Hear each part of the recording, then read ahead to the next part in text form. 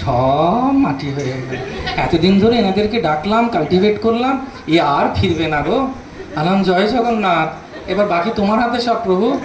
আর ওদিকে ভক্তরা তো কাকে আটকাবে? ও আমাকে দেখে প্রভু আসেন,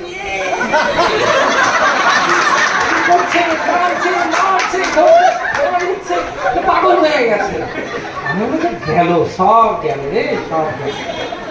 ওনার মুখে গাঁদা ফুল পড়ে গেছে, ভদ্রবেলার মাথায় রজনীগন্ধা পড়ে গেছে, চারিদিকে হুলুস তুলুস, আমি সব গেল।